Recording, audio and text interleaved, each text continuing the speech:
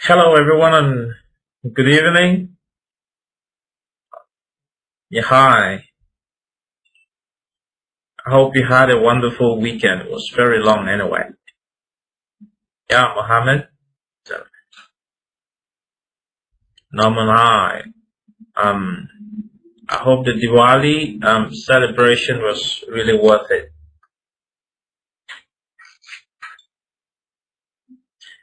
Yeah, Najat and Rahul. Yeah, Norman and I see it's been a little bit. I didn't see Asiya. Anyway, um, I don't know. Did everyone have a copy of the case?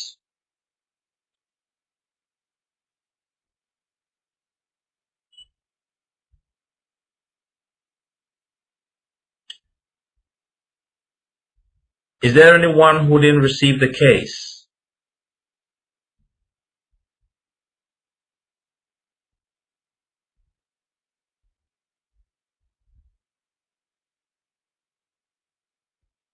Okay, Raul didn't get it. Mm. Did anyone get it?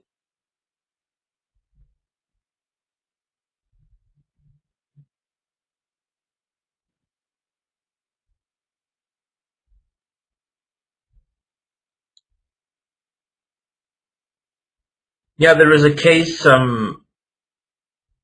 which I asked the student affairs, the coordinator. They're on holiday in India, the Diwali holiday. So I asked the student affairs in the UAE to send a copy to everyone, and it appears they couldn't get that through. Anyway, I thought I had a gut feeling. Something told me to prepare a backup case, which is very short and simple. Um, so we're going to, if we didn't get a copy of the case, we won't be able to analyze the case anyway. So um, we're going to take a look at the case together, try to read it out together. But in the meantime, for a warm-up session, which I thought I should come up with something. Um,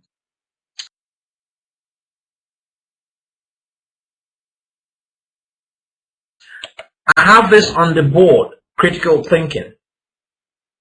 And now this is a conversation which I want everyone to read. Let's just read. If you're finished with the first page, you just type, excuse me, done.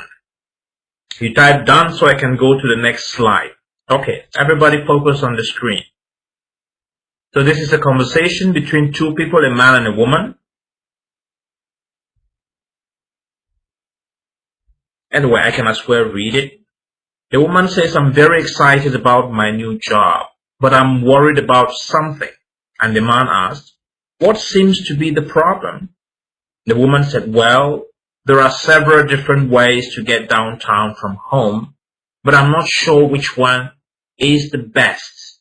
And the man, what factors do you need to consider? Perhaps you need to think of the issues in terms of who, what, when, where, why, how. That's a simple method to identify and outline a problem. Okay?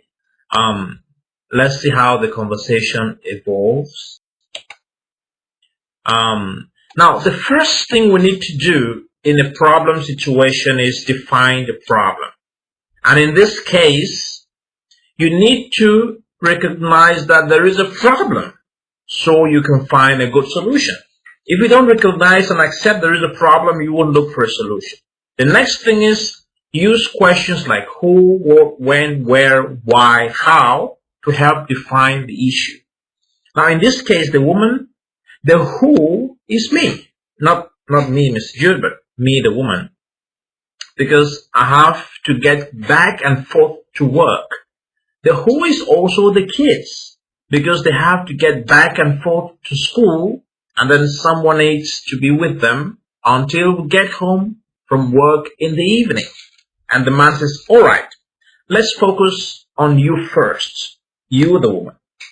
How about the what, when, and where? And the woman says the what is the commute. Commute, moving from one place to go work in someplace else. So where are my options? So here are my options. Let's see the options the woman has, and then you're going to do the thinking. Now, the woman's got 3 options. I can drive my car to the city. The next option is I can drive to the train station, leave the car there, then take the train the rest of the way to the city. Or I can walk to the corner of a street and take the bus all the way to the city. Now these are 3 options the woman has. But let's look at what is wrong with each of the options. The man said, so those are your 3 options or choices. It's good to have choices. Why is that a problem? The woman says the problem is the costs and time it takes to get there. None of my commuting choices is perfect, so I'm not sure which one of is the best choice. And the man says, oh, now I see the problem. So let's look at each of the possible solutions and you can decide which one is best. Now let's see. Now step 2 is analyze the problem. Now brainstorm at least 3 different options. Like we have 3 options in this case where it's a coincidence. Now evaluate each option and select the best solution. Now let's look at each option. Now, if I drive to work in the city, that is the woman, if she decides to drive to the city to work, what's the problem? The first is there's a lot of traffic. Excuse me, and let me take my camera away, my video. Okay, the next is the trip will take about 75 minutes to drive to work to the city. And then the next is I must stay focused on the road and the other cars. So when I arrive downtown, I will have to find a parking spot. That's another problem. Parking garages are very expensive. Even with a monthly pass, it's still expensive. The gas for the car is also very expensive. And if I have my car, I can drop off the kids at school in the morning and pick them up at their grandparents' house in the evening. Now, these are the advantages and the disadvantages of option number 1. Now, everybody should take note because you're going to tell which of the solution is best. Now, option number 2. If I leave my car at the train station and take the train, there are 2 options, the local or the fast train. Now, let's look at what is there. The first, the drive to the station takes 10 minutes. Parking is free in the parking lot of the train of the station. The local train takes 60 minutes. It's crowded and I can't sit and work. That's a problem.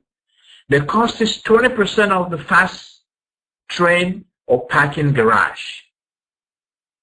And so that is a bit cheaper. The high-speed train takes 30 minutes. I can sit and read or do some work on the high-speed train. I can drop off and pick up the kids at school in the car. So, no, the cost is 20% of the fast train or parking garage. So this using the train is more expensive, but it's shorter. It takes a shorter time. Let's look at the third option. If I take the bus, it gets directly downtown and I can walk to it. The cost of the bus is very cheap, at only 10% of the price of the high-speed train or the parking garage in the city. The bus is too loud and crowded to do any work. The bus does not run on a regular schedule from my house, so I have to get up 1 hour earlier to take it. The bus makes many stops, so the trip takes 105 minutes in each direction. If I take the bus, I can't drop the kids off at school in the morning. I would be late. I would be later picking the kids up in the evening, and she will be late picking the kids up in the evening. Now, from this first part of this information, what do you think is the better option?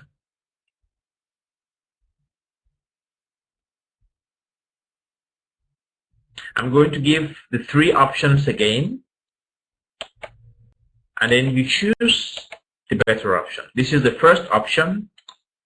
You have just 1 minute.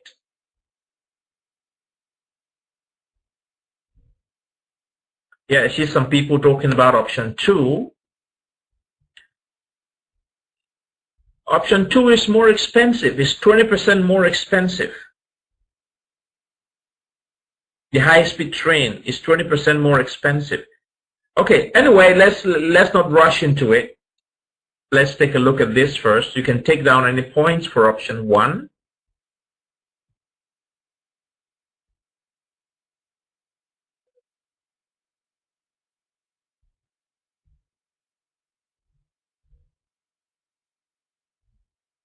Okay, George says you can save time to do work. Okay.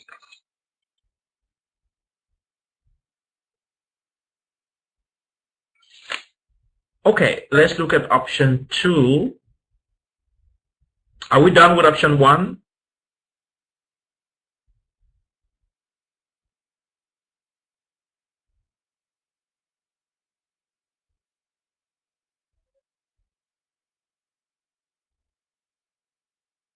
Yeah, I know some people are slow, so we have to give them a little bit time, more time to take a look at it. Look at the different points if you drive to work in the city. Now, these are the advantages and the disadvantages. These are the things that are going to happen.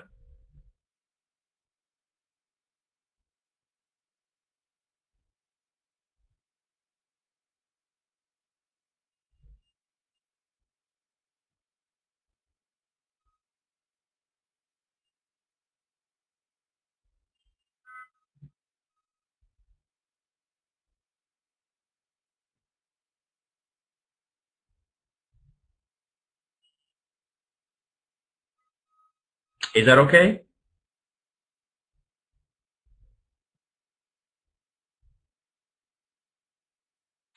Okay, let's go to option 2. If I leave my car at the train station and take the train, there are 2 options. So these are the advantages and disadvantages of taking a train.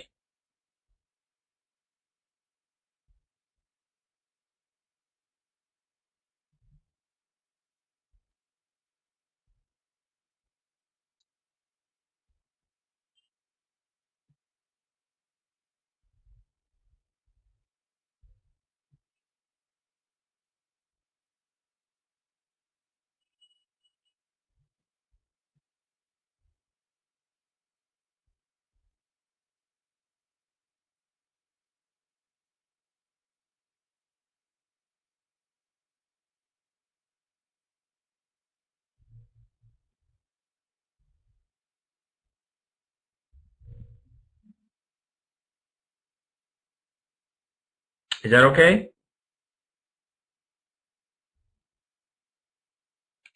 Okay, let's go to the last option.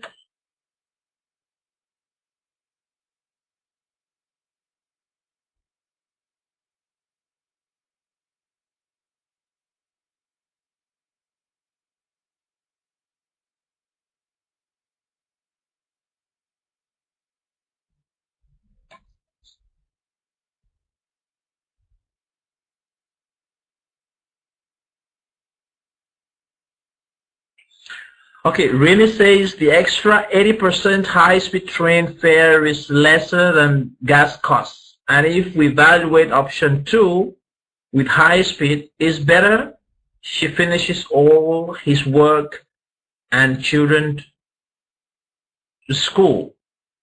Okay. So which option are you taking? Are you saying Rini, option 2?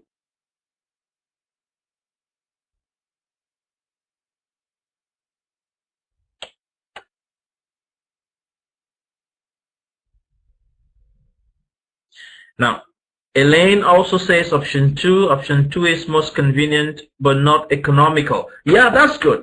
Now, it's not economical. That is I was waiting for somebody to say that, Elaine. That's great. But why are you going to take option 2 if it's not economical then?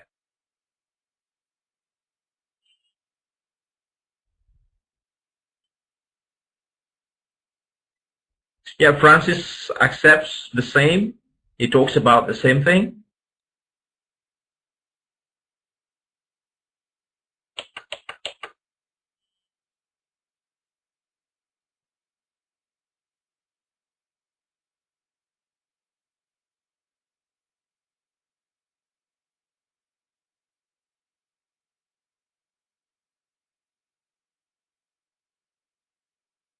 Francis says, because I will have enough time to do my work as well as save petrol, okay, the gas.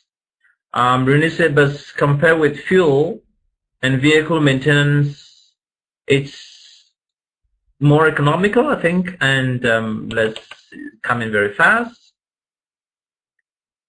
Elaine said, timing and convenience, pick up and drop kids, okay. And Elaine also save petrol as well. And then cost of parking. Now, this is a very wonderful way. In next month, we are going to look at the decision tree. We're going to look at the way that we can, a very feasible way we can use to arrive at certain complicated decisions. Now, this was just a little warm-up. I'm going back to the case we're going to look at today. It's very short. It's very important. Most of us are victims, and then we regret later on. And again, it comes to how we make decisions. I'm going to comment on the best choice, well, better choice, at the end of this. But you hold your choices, don't change them, I believe. Or I hope anyway. Now, this is the case for today.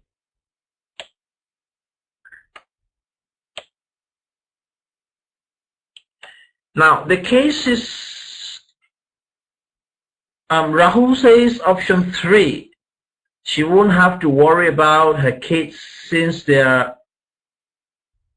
with her in the bus. Okay? And Rini says, so try with third option. Well, are you going to take different option? You try the first one, then you try the second one, and then, is that what you're going to do, Rini?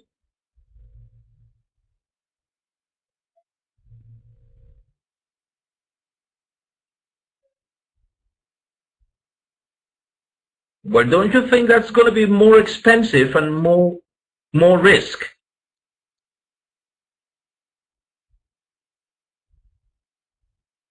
Yeah, that is the main reason why we're here, really. We have to learn, we want to be able to make a choice using the information provided to us, and then justifying why we're making the choice and stand by it.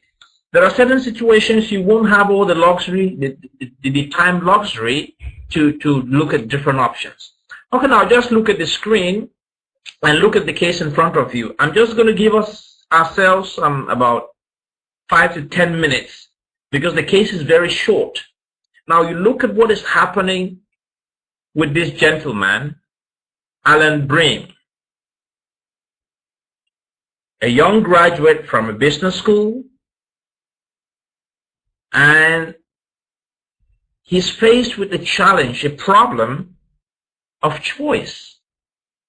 Which job should he take? So just read. When you're done with the first page, you just type OK. Then I can scroll down a little bit. It's a very short case. I gave the case today because I wanted us to be able to read a case and make decisions at a very short time. That is why I didn't want to send the case to you very far, few days back, maybe Thursday or so. I decided to send it today, but unfortunately, the case didn't get through. But anyway, that's still not is still okay. In most of the classes, when I usually take physical classes, I distribute this kind of cases in class. As you're coming in, I give you a copy of it. So we're going to use the same method for the case. So we can use 10 minutes to go through the case and then discuss the case after that.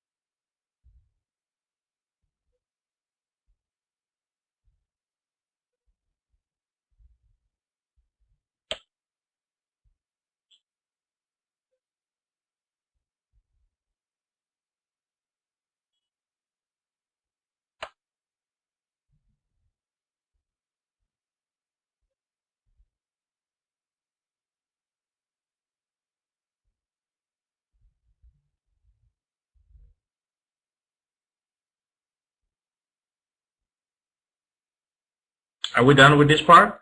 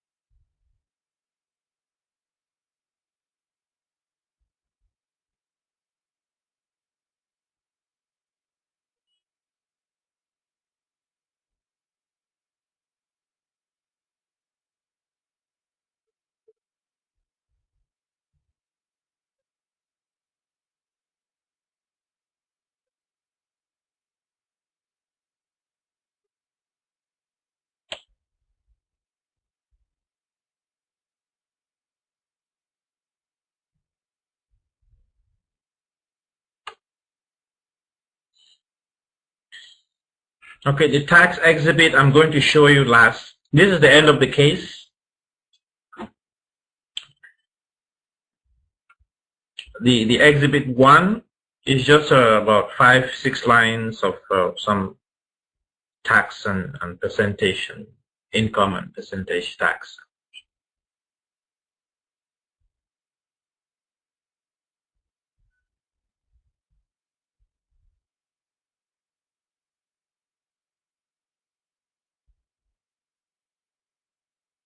Okay, Najat's already responding to it.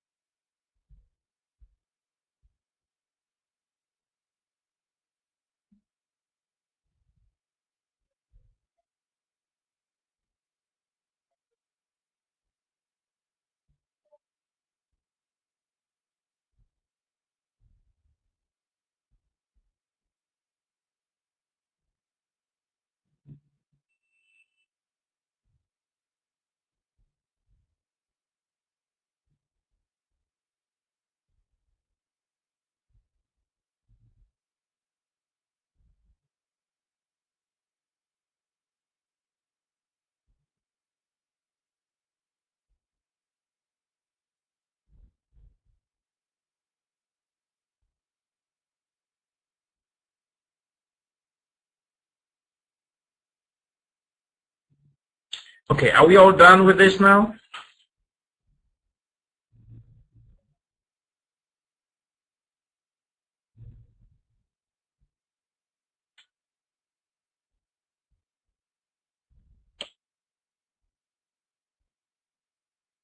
Okay, now this is the taxing. Just take this down. This is important for you because we're gonna need it. You can put this down on a piece of paper if you have one beside you.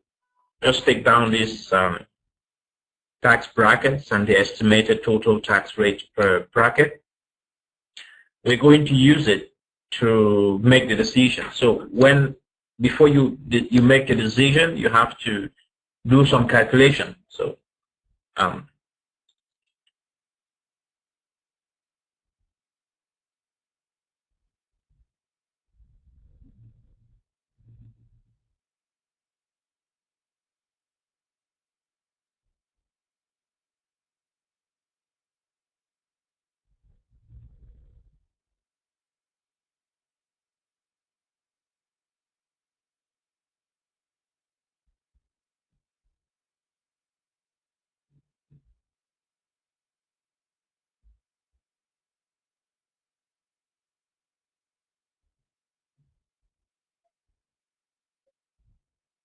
okay.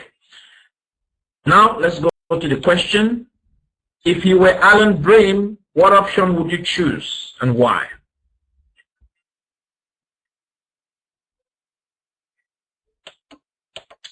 Najat says he will go for the marketing manager because of the financial risk involved. And then there is a possibility for career growth, okay? Let's see what the others have to say.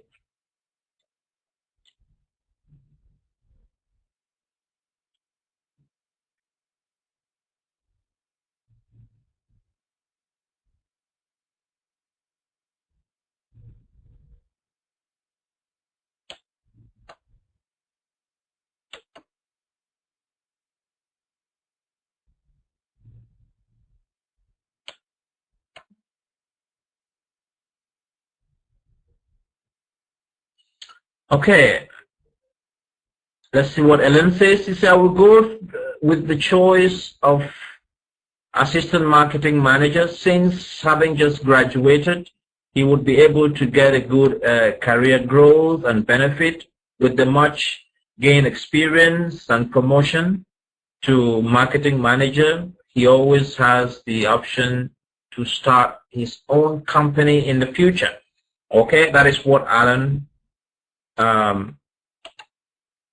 Elaine says, and George says CPG firms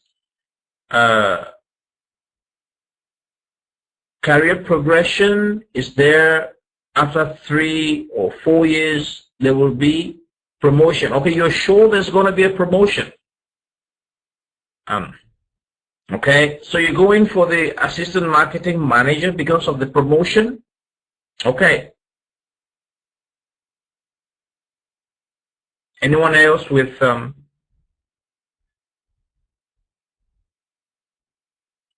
let's try to look at it from the financial angle. Which one pays more? Can anybody do that calculation for us? Which of the two pays better? At the end of the day, which of the two pays better?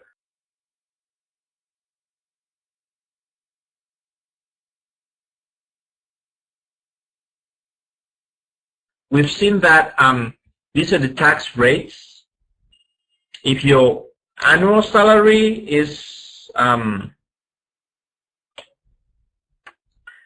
less than 8,000 Canadian dollars, you don't pay any tax on the gross salary. If it's between 8,000 and it's under 8,000, if it's between 8,000 and under 35,000, you're going to pay 22.05%. If it's 35 to under 70,000, you're going to pay 31.15%. And if it's 70,000 to under 113,000, you're going to pay 43.41%. And if it's above 113,000, you're going to pay 46.41%.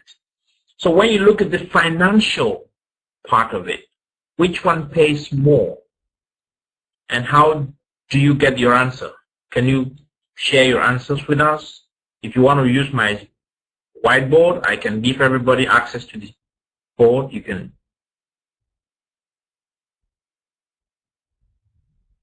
type if you want.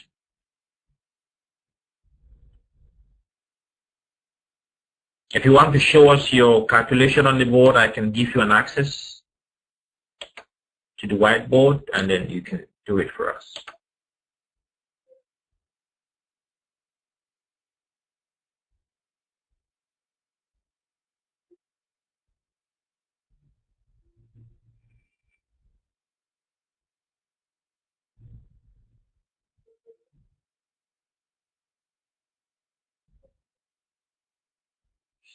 Okay, George says second option, Brim was uncertain about the firm's actual revenue. Okay, is that the reason why you're not going for it?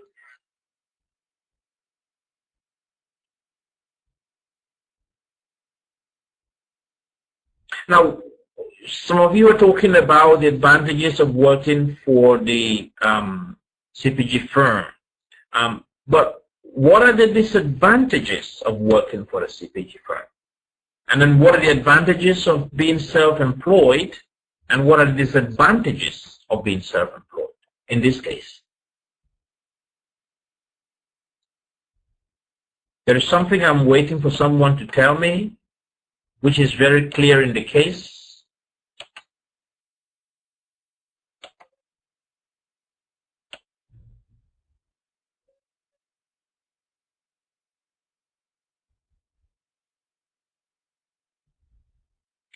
Especially when you talk about the consulting assignment.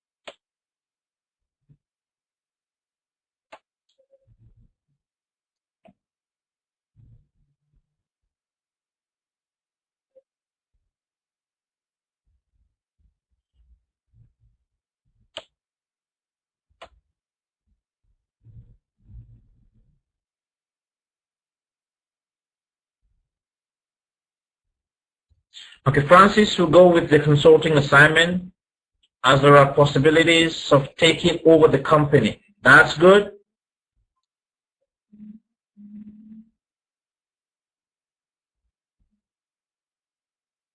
Now, there's a question that I asked, which one pays better?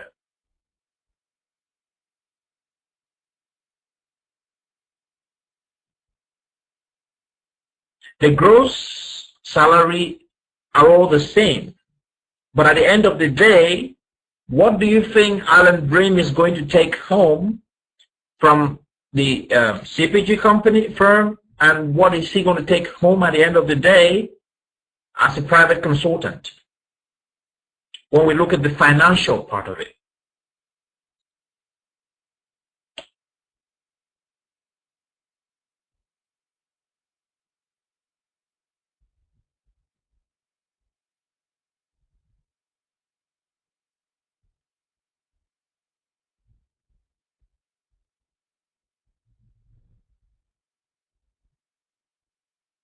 Now, I'm going to give you a hint. Francis says, moreover, he has the option to work from home. Yeah, there is a lot of flexibility, and really says before that, for both, he should pay same tax, right?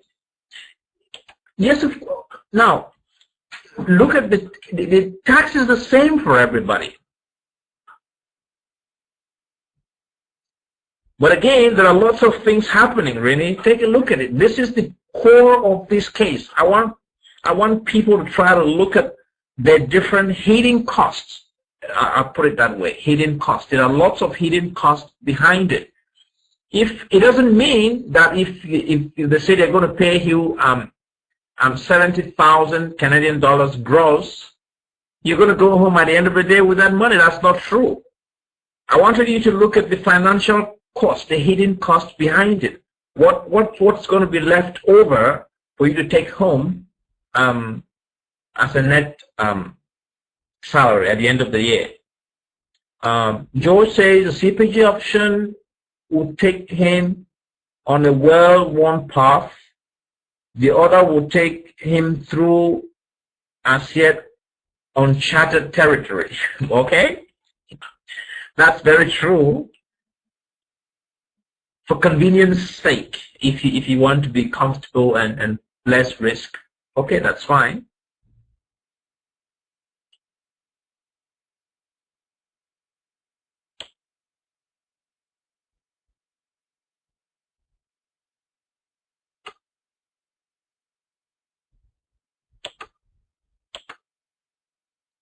Okay, I'm going to give you a hint. The free revenue, both of them, they are the same. The net income, they are 70,000.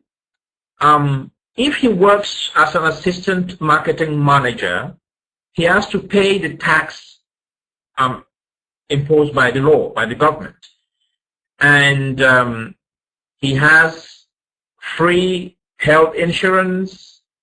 He has, and then there's going to be some deduction for the pension and as well. And if he works alone, all this information is in the case. There is a lot of calculation in this case. I was very excited that people are going to come up with lots of figures and paste lots of figures there. Now, if he works alone, he's going to, now there's business expenses as well, which will be deducted from his free revenue. And then there is what is left is going to be his gross taxable income. And then from that gross taxable income, you have to get the tax out of it. And then there are other deductions for the insurance and the rest. And then at the end of the day, in the first year, I'm not going to give you the figures, the financial figures, because we're going to look at numbers. You try to do that in mathematics. It's important we try it, all of us.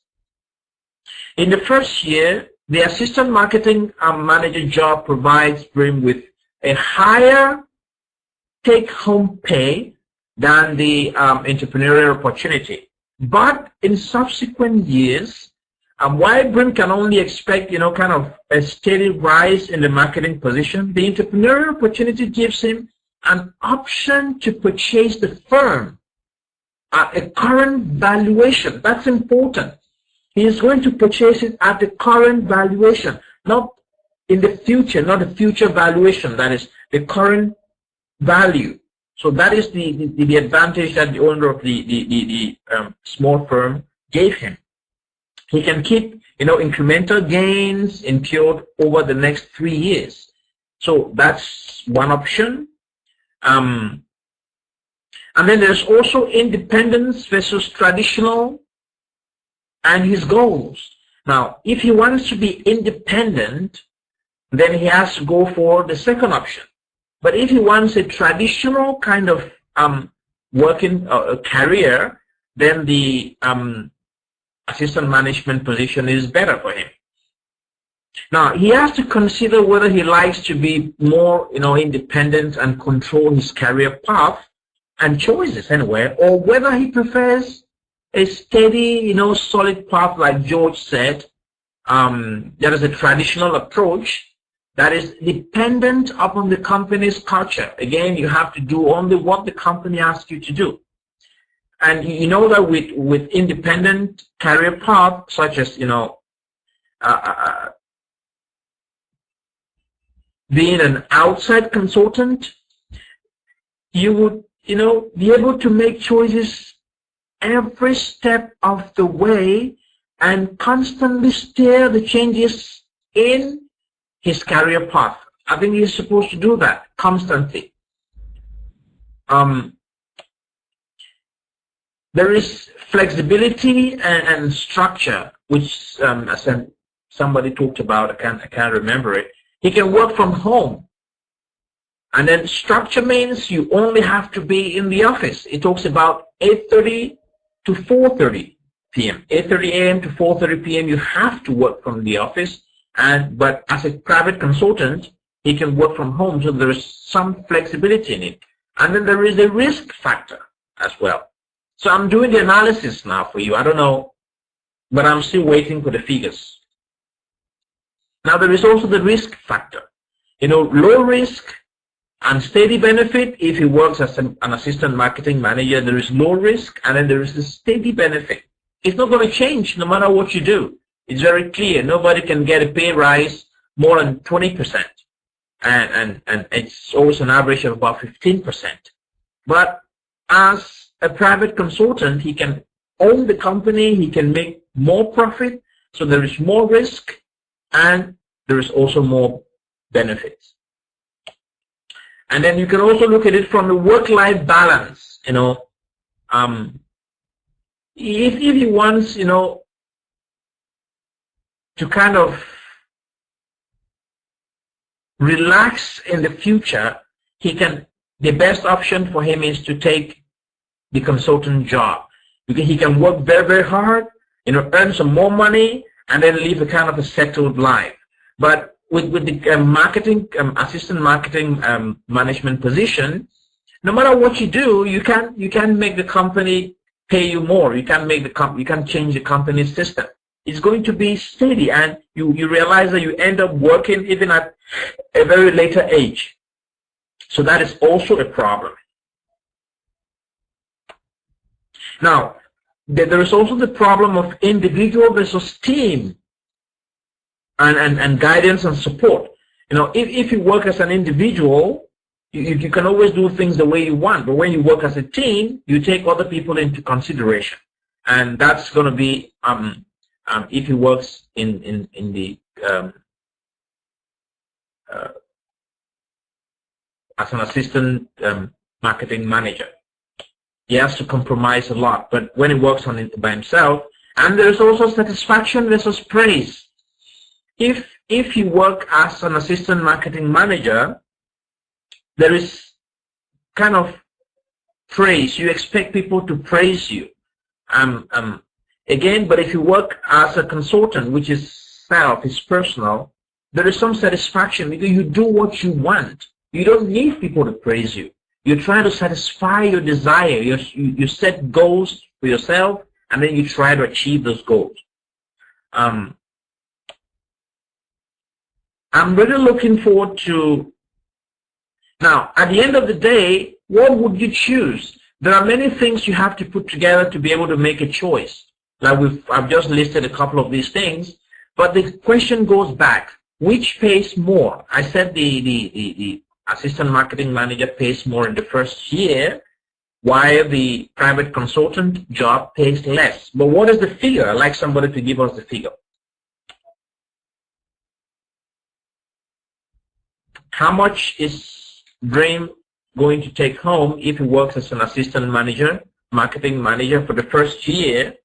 And how much is he going to take home as a self-employed entrepreneur?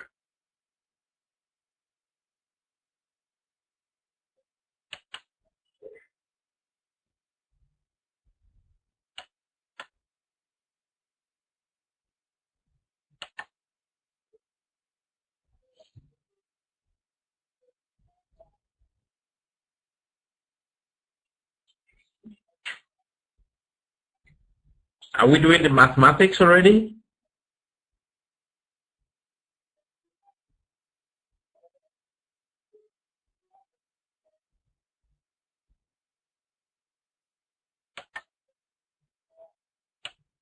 Again, we can get the specifics here. There are some information. For example, this paragraph says, based on this ranking, a salary increase is recommended. Why there is, no, not here.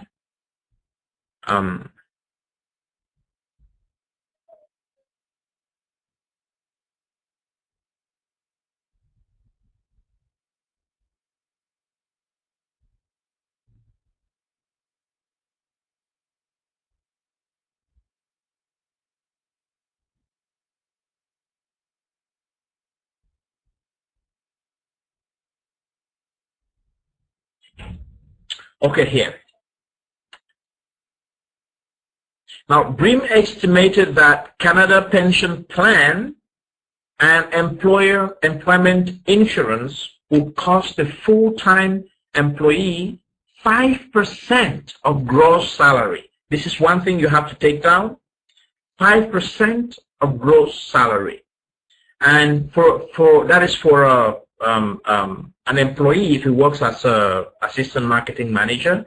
Now, the self-employed entrepreneur will have to contribute 10% of the gross salary to the same, the Canadian Pension Plan and the employment insurance. So you can do that mathematics separate.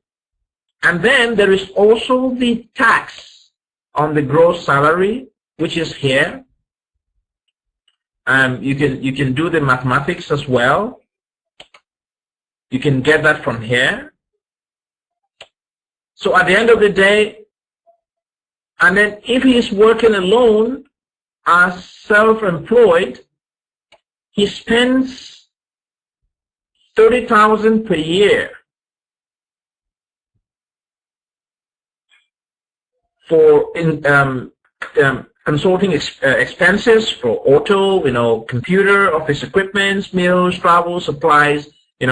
He spends about 30,000 Canadian dollars per year. So do this mathematics, try to come up with those figures, and let's see what's going to be your outcome. You can put your figures on the screen. You can put self-employed, you put the take-home salary, and then you can also put the assistant marketing manager, and then you put the take-home salary for the first year.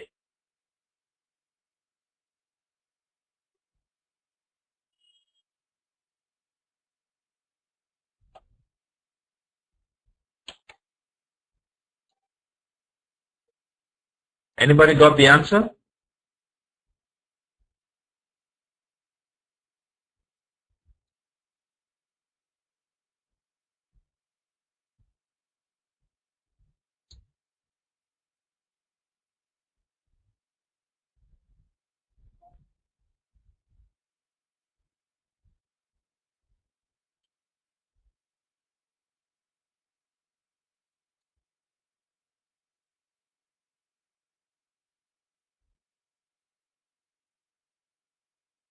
Hello, George, Francis,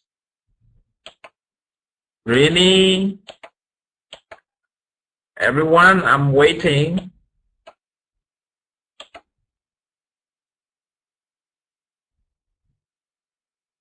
Mohammed is Asiya, Noman, Rashid, Rahul, Akshata, Elaine, Rajiv.